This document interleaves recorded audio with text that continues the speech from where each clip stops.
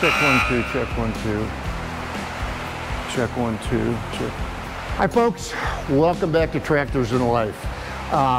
Before I get started, you know, this channel is only, I think about 3 months for us since Tess and I started it. I gotta tell you, we are overwhelmed at the response. Thank you so much for supporting us, the subscribers, the people that have watched the videos. I can't thank you enough. It's blowing us away, it really is. So, in our last video, you may remember, first of all, in this video, we're gonna be putting wheel weights on the tractors. 70-pound John Deere wheel weights. I hate putting wheel weights on. They're a pain in the neck, they're heavy, it's cumbersome. But a couple things that I've discovered is a shortcut that may help you. We'll get to that in just a moment. In the last video, I showed you an easy way to be able to read your hydraulic fluid. Well, no, you got to put these on and you're turning it in the light trying to see the level of it.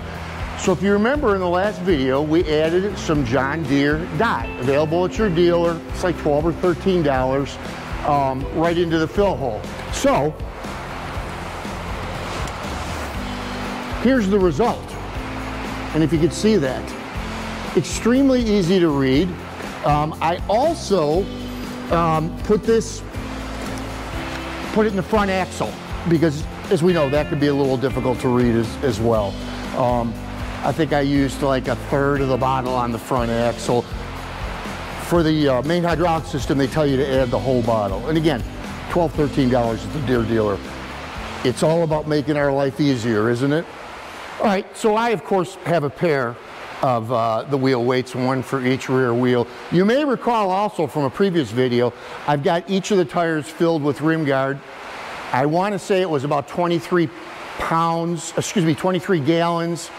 and the sum total added about 540 or so pounds as far as rear ballast. And you know, again, rim guard, it's so easy. You're not struggling with wheel weights or any other rear ballast. It's just simple to, and it's always there, which is great. So as far as putting the wheel weights on, you're going to need an 18mm socket and wrench, also with an extension, which I have to grab. It comes with 2 different size bolts. There's 2 each of these. I'm going to be using this one. It locks in the back of the rear wheel. And also, yeah, duct tape. What I did was you're supposed to stick the bolt through the back of the rim, and you know, as well, you're struggling to get the wheel weight on and you're pushing up against the bolt, it goes all the way through and you're getting upset and cussing. Put a little duct tape on the back side of it, and then as you're positioning the wheel weight, you'll be able to hold that bolt in place. All right, there are 4 holes on the weight. This is not the one that you want. You want to go in the smaller hole without the adjustment. So now it's just a matter of, and the best way to pick them up is by the inside. All right, so I'm always honest with you guys. I've said from the very beginning, I'm no expert. I'm learning just with you guys, making the mistakes. So here's the deal. The duct tape on the inside of the wheel well doesn't work, okay? What does work is calling my son out here to the barn to get underneath the tractor and hold those bolts in. It's 70 pounds. You're not putting it on smoothly. You're knocking the bolt every which way, and the duct tape just wasn't enough to hold it. So we got it on, so let's finish mounting it. So I've got an extension on here, and I'm just going to torque these just as much as I can. Turning it the right way. I'm all about safety, all about having enough ballast on this tractor. And by the way, you got 70 pounds you just added on here. If you filled your tires, you got another 400 pounds. So one thing that I did that I highly recommend, I'll show you guys. So you can barely see this. In there is the lug nut, and if you see there's paint on there, a painted line. I did it there, and I also I also did it on the back of the wheel spacer. So I made lines going from the spacer across the bolt. And so the theory being, I can visually look at the wheel spacer torque and the wheel torque. You know, if they're not torqued properly, if they've moved, it's not a little deal. You know, then you got to pull the wheel weight off and you have to torque it if it's the wheel itself. If it's the spacer, then you've got to pull the wheel off, and then you're dealing with that rim guard again. That's not fun. You know, I'm not young anymore. This stuff just really wears me out. All right, so we got an extension on, and we're going to go to, actually I don't have an extension on, what an idiot. All right, got an extension on, and we're going to go to 103 pounds.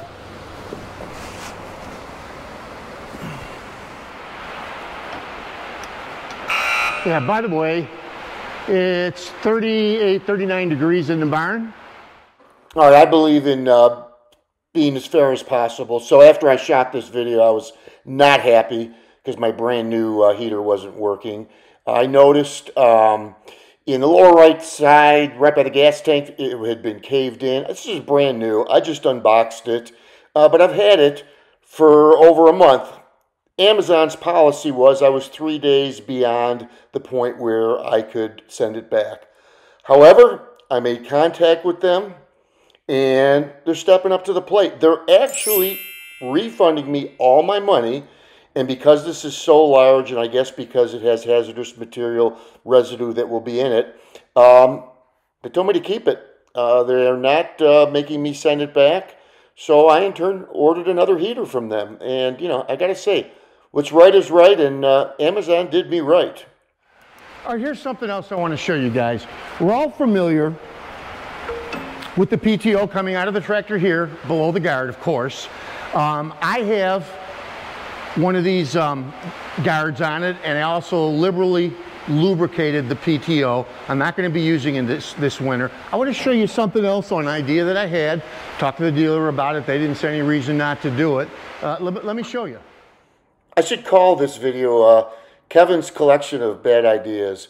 Yeah, I got the PTO cover from the dealer. I told him exactly what I wanted to do, which was to lube up the mid-mount PTO and then put the cover over it. It made sense to me. It would protect it from debris. I don't have a mid-mount mower. I don't run a snowblower, so you know, I'm frankly never going to use this thing. So here I am now. I'm moving all around, trying to figure out how I'm going to shoot this, get the cameras underneath, and show you guys my great idea and how it's going to work. And yeah, this is like the fourth screw up of the day. All right, please forgive the lousy photography.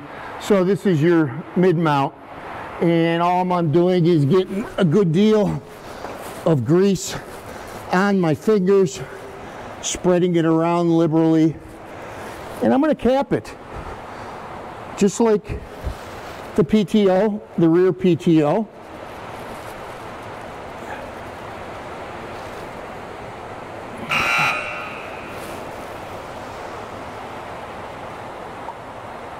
Which doesn't work. Well, it's almost comical. I mean, I told you guys that I'm going to learn with you. I don't know everything. Obviously, I didn't know that. I specifically told my dealer I wanted a cover for the mid-mount. Well, apparently it's a different size because the mid-mount does not work.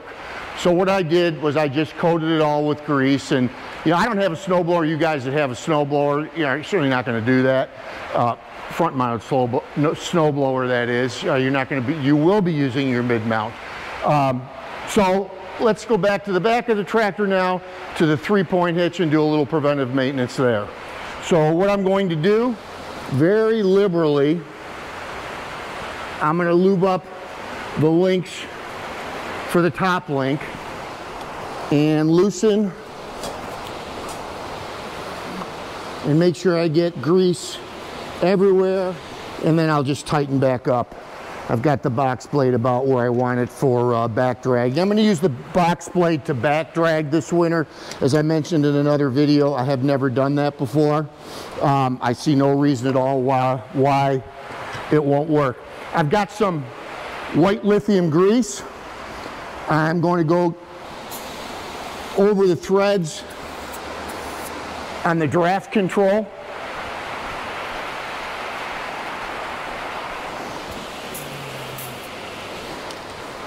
Got to get both sides without shooting yourself in the face. All right, I've now got the front cylinders fully extended, and I'm just going to take, not real heavy, but just a light coat of grease. It's just an all-purpose grease on the cylinders, on both sides, of course. That should be enough. You know, we have very salty conditions here because of all the snow that we get, and I want to try to protect this as best that I can, once again, because of all the salt. Well, that's it for today. If you watched our previous video, you know I've already greased the tractor. I just pretty much walk around anything I think makes sense. There's a lot of other parts that I'm going to hit with the lithium grease as well. We hope you enjoyed this. Please give us thumbs up if you do. If you like what you see in our content and you want us to continue, YouTube gives an awful lot of weight to a thumbs up from a viewer. Thank you all for watching. God bless you all, and we'll see you next time on Tractors in Life.